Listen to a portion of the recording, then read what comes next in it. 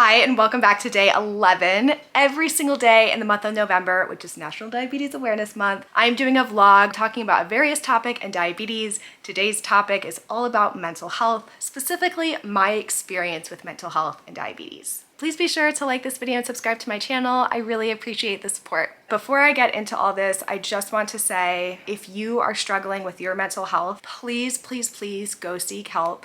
There are so many resources out there. I will link some below in the comments to help if you are really struggling with your mental health. Or even if you're not really struggling, there's no threshold for what a struggle is. If you have any, feeling at all that you want to be talking to someone or getting help for this, please go do it. I promise it helps. So I could talk for hours about my personal experience with mental health and diabetes. I didn't write any notes. Typically I have a few notes about what to touch on in a video, but this was kind of a spur of the moment based on someone's comment yesterday that they left. And so I'm just gonna kind of wing it. And sorry if I ramble, sorry if I go on a few tangents, but I'm gonna try my best to really drive home my journey, what's helped me and what hasn't helped me, because there have definitely been some big roadblocks in my life. So if you've watched my other videos, you know that I was diagnosed as a child.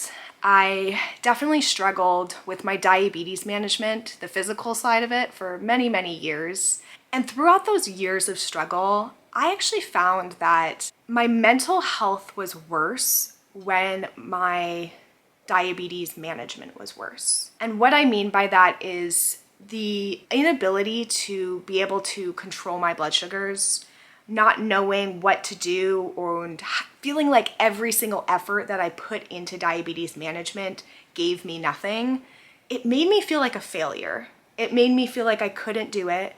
No matter what I tried, there were definitely times throughout even my teen years where I was like, okay, after an endo appointment, I'm gonna do better. And I just kept failing. And that kind of mental toll, I personally think that is what affected my mental health the most with diabetes. Obviously, there's so much more to it than just that, but in my personal experience, I think that's where the biggest struggle stemmed from. The secondary struggle, or the second biggest struggle that I felt, I think probably came from just the fact that it's all day, every day. I'm not sure if you've seen this stat before, but there was this study done, I think it's Stanford, that said that a type 1 diabetic makes an extra 180 health-related decisions every single day, which translates to a decision every 5 minutes that you're awake. That is just bananas.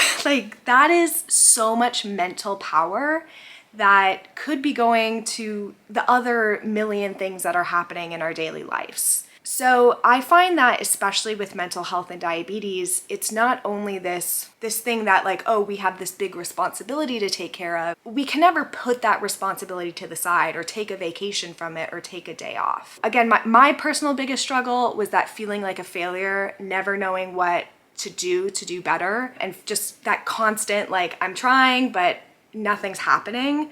And then second to that is just that immense time that it takes, the time, the energy that it takes, it just sucks everything out of you. So at the end of the day, not only are you living the life of a human, which in this day and age is very difficult and, requires so much from us, but on top of that, you're a human pancreas. And thirdly, for a lot of my life, I feel like diabetes created this sense of isolation for me. While a lot of my friends knew that I had diabetes, I never felt like I could really talk about it or vent about it or express it in a way that I would get the support that I needed.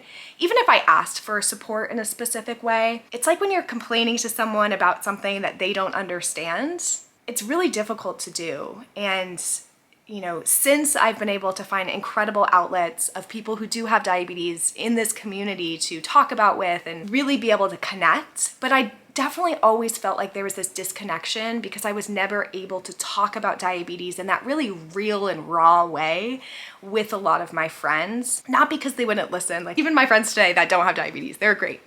But there's this really special bond that you get between somebody who has diabetes. And when I say has diabetes, I also mean caregivers and parents who have children with diabetes, you guys get it too. There's this definitely disconnect if you don't really understand what it's like living with this disease every day.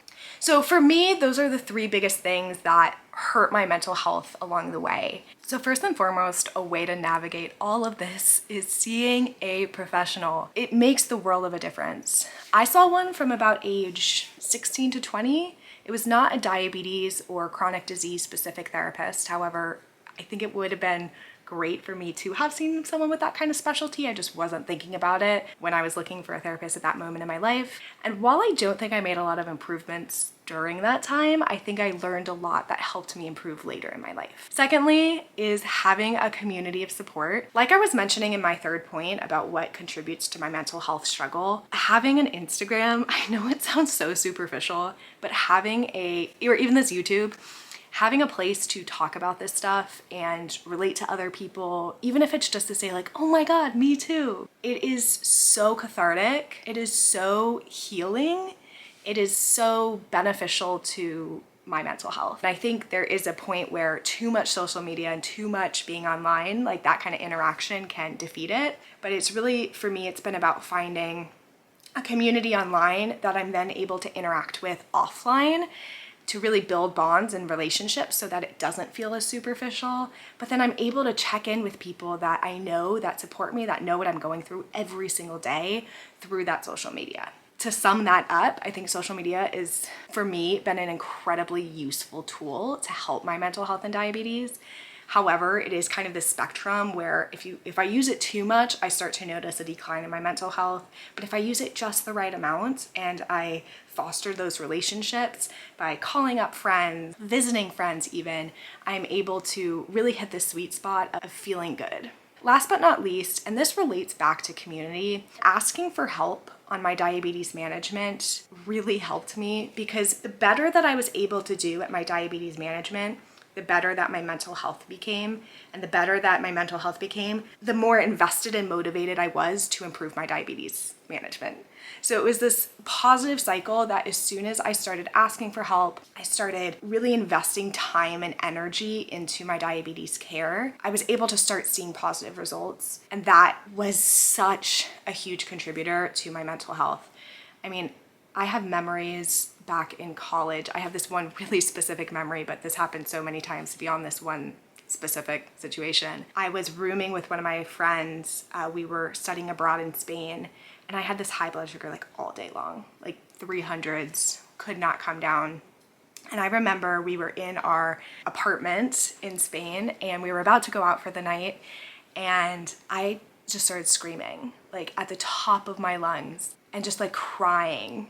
And she was like, "Are you okay?" And I was like, "I'm so sorry. My blood sugar is just like, and she was like, "Oh, can I do anything for you? Like, how can I help?" But having those really rough days really did take a toll on me. And for me, I think it's because I felt like a failure. I felt like I didn't know what I was doing or how to address those things. And that's the topic for another video, specifically what I did to help me.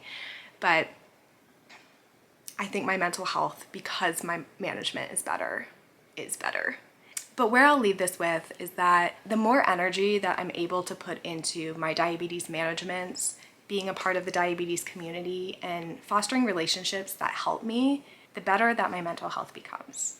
And last but not least, I will say that exercise is such a stress reliever for me, and having an outlet like that has been immensely beneficial in helping my mental health. It always makes me feel better. Right before this call, I was working out and it felt like I needed it. I needed that release, and it helps my blood sugars, helps my mood, and it just gives me a chance to let go physically of everything that I'm holding on to mentally.